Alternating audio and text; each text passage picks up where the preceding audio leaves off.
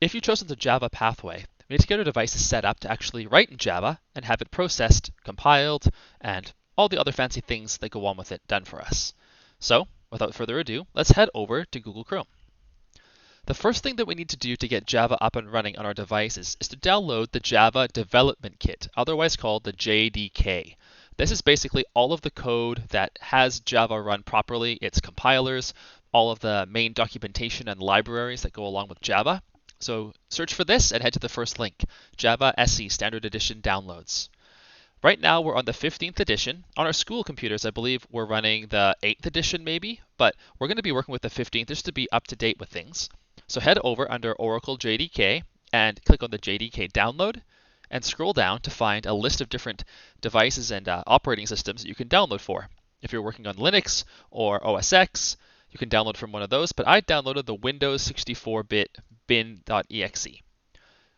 You may want to read the network license agreement if you want and then download it. I've already done so and installed it. Once the download's complete, it'll be a fairly simple installation process to get that up and running on your device. Once it's installed, we actually don't open anything just yet because we need another piece of software to interface with it to be able to actually write our code into. This is called our IDE, our Integrated Development Environment, and we use at our school district NetBeans. Just as a side note, if you just Google Java IDE, you'll see a huge list of different options that are out there. Eclipse is a nice lightweight version. IntelliJ and BlueJ are some other options that other teachers love to use. We use NetBeans. It's a bit of a heavier program, but it also gives us lots of functionality, particularly in our visual UI section of the course. And so we'll be using this formally in our tutorials, but you're more than welcome to use a different IDE if you like it. Maybe look at some YouTube videos or some reviews of different IDEs and choose one. At the end of the day, you're still writing Java. It's just the interface you interact with Java will be slightly different. So we're going to head to NetBeans if you want to follow exactly what I use. Head to the Welcome to NetBeans site and go to the download section. Down here, we want to actually download our NetBeans 12. So head into NetBeans 12 download. I've got this bit of a busy wall of text here, but I'm going to find my Windows installer, again, Linux and Mac, depending on what you're running at home. Download my Windows installer and head to the HTTP link to download it right here. And if that's not working, you can go to the backup site. I've actually left my installation running here because I want to make sure that we set this up totally properly.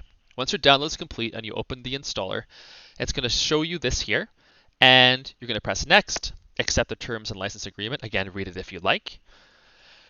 And here's where we want to make sure that everything is working properly. The top folder reference is to where you want to install NetBeans itself. I'm happy to have it installed in my program files NetBeans. The second one is how we link it to what we downloaded in the first place, the IDE. The JDK itself here, actually. I was misreading here. The JDK on the left. So we need to make sure this actually correctly finds the file that we installed first of all. And it should say JDK 15.0.1 if you've been following correctly. Hopefully it's just in the same kind of root folder. But make sure it connects. Just in case on your computer you have different JDKs installed because you've messed around with Java before, make sure that you have the one that we're doing for this course connected properly. If you don't do this right, there's going to be some weird errors that may not even work at all that will confuse you. I'm going to have mine check for updates and run this installation. I'm just going to do a fresh install on my computer for this so that we can see things kind of right out of the box working in the same way that you do. And again, if you want to use a different IDE, you're more than welcome to. But, this is going to take a while here, checking for updates on the server. So as we do so, again, different IDEs.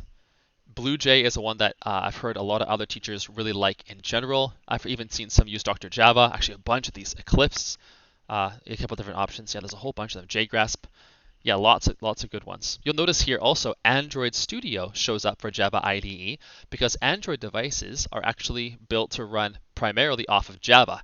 There's actually a new language called Kotlin that Google has built that kind of is built on top of Java. It's more of a modern take on Java, but we're not going to be that specific about writing content for a certain device, so we'll stick with Java. All right, there's my preamble.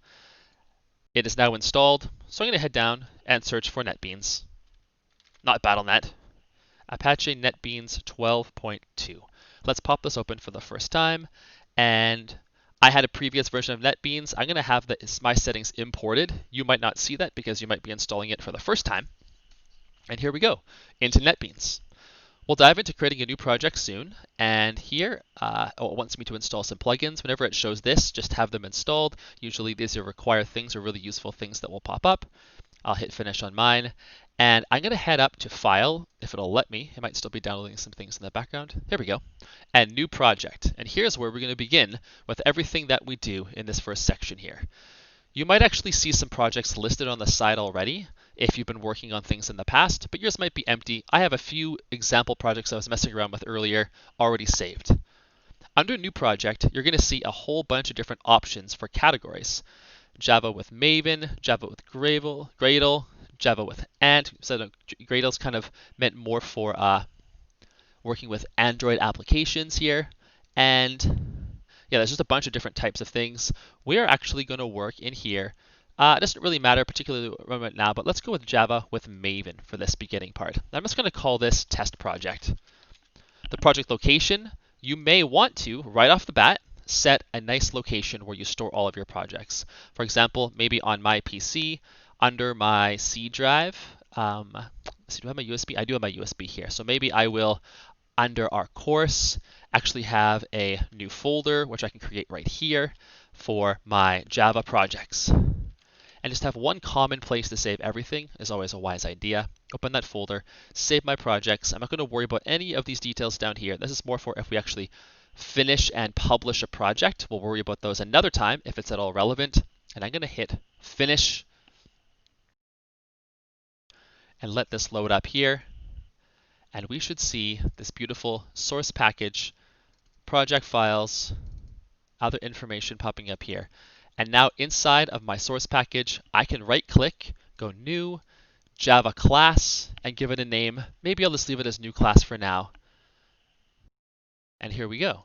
I now have my very first spot that I can add my Java code in a text format that we'll be diving into in the next video to start reviewing some of how Java works.